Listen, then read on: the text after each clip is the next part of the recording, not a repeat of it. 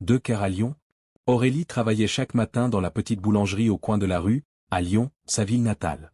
Les gens allaient et venaient, achetaient des baguettes fraîches et des croissants dorés.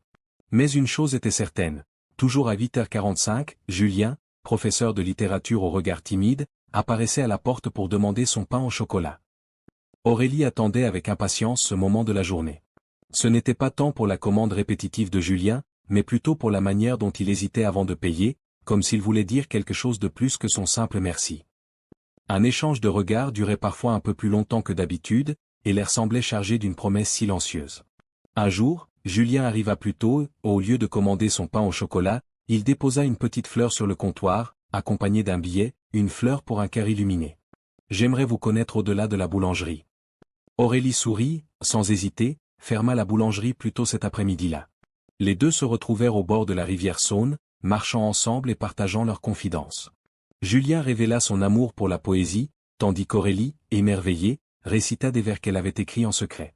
À partir de ce jour, Julien ne demanda plus jamais seulement du pain. Il apportait des fleurs, des poèmes et la promesse que leur amour serait aussi simple et doux que les croissants de la boulangerie. Lyon, avec sa lumière dorée et ses rues étroites, était le témoin de cet amour naissant, comme un poème vivant inscrit dans les pierres de la ville.